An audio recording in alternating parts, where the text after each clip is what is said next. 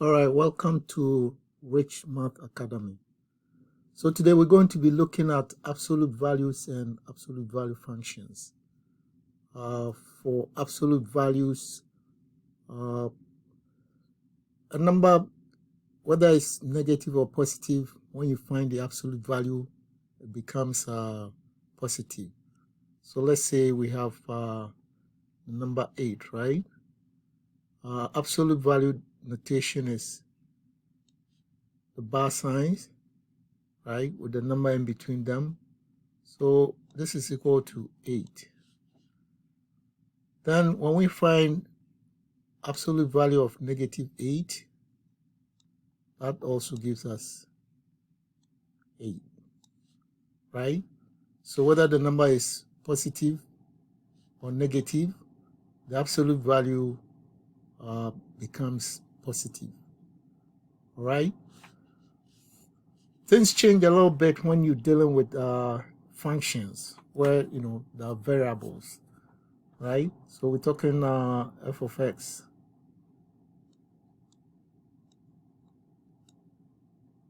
Right? If we have to find the absolute value of this, right? This means that whether this is positive or negative, right? Ultimately, we're going to end up with a positive value for the function, right? So here, there are two options. So it's either going to be positive f of x or negative of f of x. All right. So this is better demonstrated with an example. So for example, if you have absolute value of x minus 3 is equal to, let's say, 7. So we notice that what is in between the notation sign is a function, right? It has a variable x, right? So this is something like f of x, right? And the absolute value of this is equal to 7. So once we have this, we come back to what I've indicated here, right? So the question is, how do we solve this? So what you do is we write two equations, right? Which will be equivalent to the positive, and then the other one will be equivalent to the negative.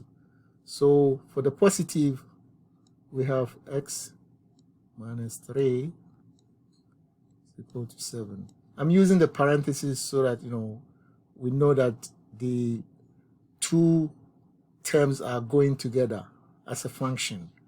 So this is 1, right, for one solution. So let me write here 1. And then the second one is going to be negative of the function.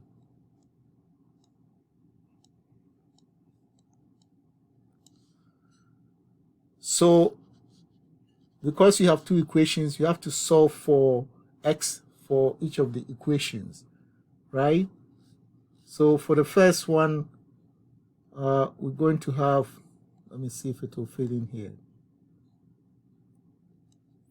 We're going to have x minus 3 equals 7, in which case x is equal to 10, right? When we move minus 3 to the right side, it becomes 7 plus 3, which is 10. For this one, it becomes, remember we have negative here, so you have to expand it. And anytime you distribute a negative over the parentheses, it affects each term differently. So for the x term, we have minus x. And for the second term, it's going to be minus multiplied by minus, which is plus. So it's going to be plus 3 is equal to 7, right? This 7 doesn't change. So we solve for the 7. We solve for x, right? In this case also. So in this case, it's going to be minus x is equal to 4, right? Because this plus moves here to become minus. So x is equal to minus 4, right? So you realize we obtained two solutions. This is the first one, this is the second one. The question will normally be asked in such a way that, they tell you which of the x's you have to pick.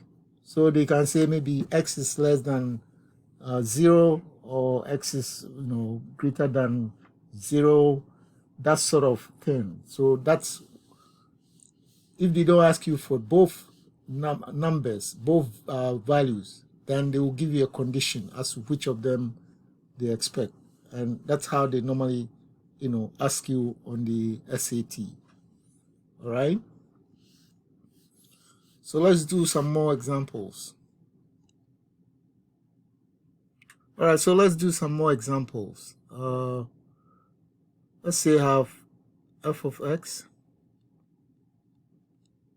is equal to absolute x plus 2. All right, plus, let's say, 3. All right, and then here I'm given that I should solve for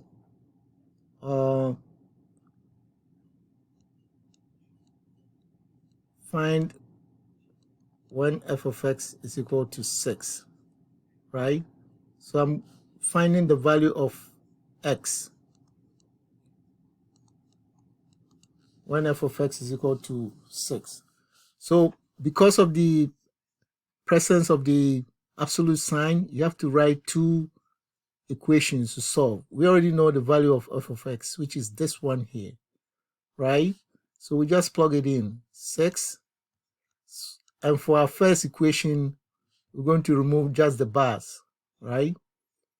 Or we can, use the parentheses just to differentiate between the function, right?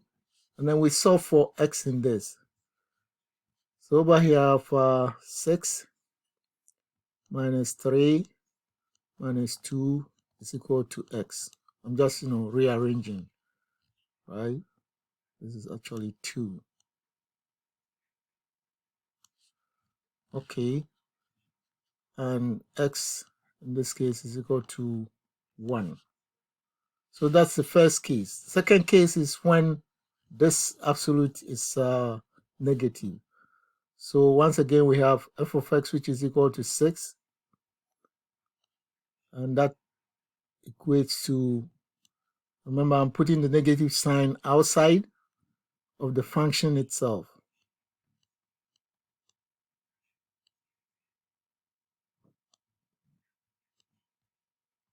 Plus 3. So this is what we're going to solve. So we have 6 here.